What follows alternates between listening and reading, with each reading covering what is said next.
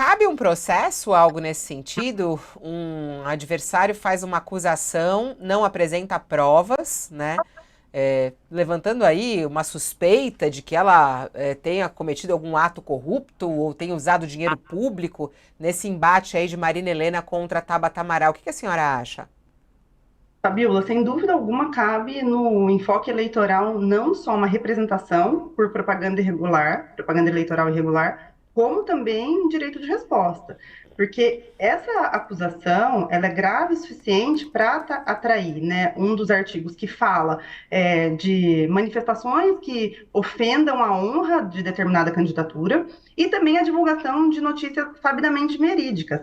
Vale dizer, no mesmo tom do que o Thales e o Josias estavam comentando, o ônus da prova é de quem acusa, né? Então, é impossível em toda a legislação que nós temos de cunho eleitoral e até constitucional que a gente obrigue o outro lado, especialmente quando a gente está numa corrida eleitoral, a comprovar de que não é usuário de drogas, que não utilizou recurso público para fim particular. Muito pelo contrário, se tratando de notícia sabidamente inverídica, não comprovada por aquele que acusa, cabe direito de resposta, e aí, dependendo da onde esse direito de resposta é onde ele vai ser veiculado uma prerrogativa de quem vai demandar, e também cabe uma representação de propaganda irregular, caso isso venha, seja para propaganda eleitoral gratuita, seja para virar, como a gente tem visto, infelizmente, aí nessa corrida eleitoral, recortes em rede social para tentar atacar o concorrente. Então, é uma pena que nós tenhamos aqui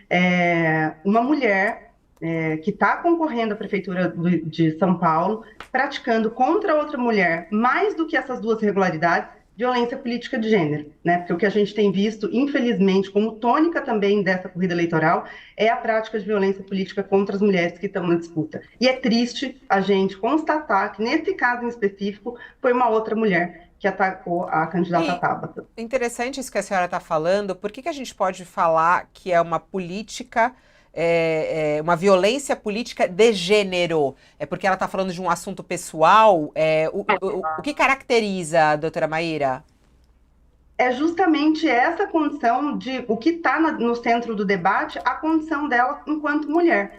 E é a primeira eleição, Fabiola, é importante a gente frisar que é a primeira eleição municipal que a gente vai ter o Instituto da Lei da Violência Política de Gênero aplicada nessa eleição. A lei que trata da violência política de gênero, a Lei 14.192 de 2021, ela foi, como o próprio ano já demonstra, ela começou a valer em 2021. A gente teve as eleições gerais de 22, né, onde essa lei ela era aplicada, porque quem é tutelada, a vítima que é tutelada, a lei precisa de alguma reforma, mas como ela está hoje, quem é tutelada são as candidatas ou as detentoras de mandato eletivo, então é a primeira eleição municipal que a gente tem a aplicação dessa lei. E por que a gente fala que é uma questão de violência política de gênero praticada? Justamente porque o que está no cerne da discussão, na centralidade da discussão, é essa condição pessoal da candidata, que nada tem a ver, ainda mais quando se trata de uma divulgação inverídica, que nada tem a ver com projetos e propostas para o município de São Paulo. Então, toda ação ou omissão que visa criar obstáculos, atacar a mulher pela sua condição feminina, isso pode ser entendido como violência política de gênero na corrida eleitoral. Vou Agora, virar de fora as assunto. iniciativas, só Ah, uma dúvida tá, que eu tenho tá. rapidamente, Fabiola, afora essas iniciativas na seara eleitoral, não caberia também uma ação na área civil? Porque aí tem calúnia, tem difamação, né? Não caberia também, até com um eventual pedido de indenização?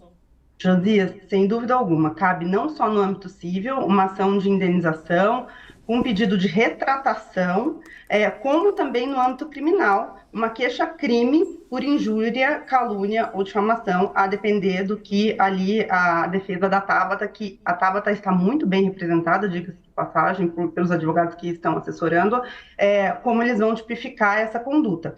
As duas ações, fora do enfoque eleitoral, são plenamente possíveis, né, em virtude do que foi trazido pela candidata Marina. E o caso do Nunes, que o Pablo Marçal falou que a esposa do Nunes disse que era casada com um bandido e, na verdade, seria uma vizinha que falou que ouviu da esposa, que, quer dizer, ele bancou a informação não comprovada da vizinha e acusou o prefeito de ser um bandido, né? Sua esposa disse que é um bandido. Cabe que tipo de ação contra ele?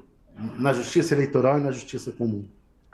O mesmo raciocínio ele vai valer para o Nunes, né, contra Pablo Marçal, então também caberia ali um pedido de resposta, ou então a retirada, eventualmente, de algum recorte por propaganda irregular, por também se tratar de um ataque à honra e a divulgação, se comprovado que é inverídica, de uma divulgação de fato sabidamente inverídico.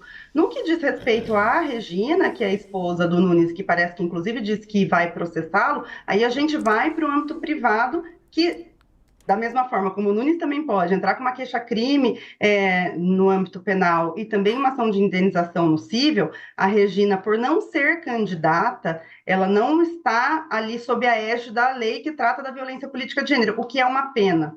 Porque, na realidade, a gente precisa começar a fazer a discussão no âmbito jurídico e legislativo que a violência política de gênero acaba também atingindo mulheres que são apoiadoras de outros candidatos ou que exercem funções públicas ou lideranças comunitárias que também são atingidas por violência com esse viés político. Mas como ela não é candidata, para ela cabe da mesma maneira as ações em âmbito privado, uma eventual queixa-crime, também por injúria, calúnia ou difamação, e também ação de indenização, né, para que ela receba aí uma indenização e que ele também possa se retratar. O último ponto que eu acho que eu gostaria de chamar a atenção é que a misoginia, infelizmente, na corrida eleitoral é uma tônica muito preponderante. Quando não é o candidato atacado, ou a candidata atacada, desculpa, quando não é a candidata atacada, são as mulheres que fazem parte daquele círculo que também acabam sofrendo algum tipo de ataque, ameaça, enfim, e acabam sofrendo o dano colateral aí daquela candidatura. Aliás, a mulher do Ricardo Nunes, né, já anunciou que vai processar Pablo Marçal. Tá até na coluna da Mônica Bergamo de hoje, a Regina Carnovale, que é esposa de Ricardo Nunes, diz que vai processar Pablo Marçal por calúnia e difamação, ação motivada justamente pelas falas e pelas postagens, porque ele colocou nas redes sociais uma postagem que ele cita uma reportagem do jornal Folha de São Paulo, que revelou que uma então vizinha do casal afirmou em boletim de ocorrência que hoje a primeira-dama teria dito que era casada com um bandido e ameaçado chamar o PCC. Disse ela, vou te processar, eu nunca disse isso, foi o que afirmou Regina em um comentário na publicação de Marçal. No post no Instagram, o influenciador, ele escreveu, nós vamos defender as mulheres, foi o que ele escreveu. Bom, a coluna da Mônica Bergamo, assessoria de Nunes, confirmou que Regina vai realmente processar e voltou a negar que fez essa alegação. E num processo como esse ela ganha, né, doutora Maíra?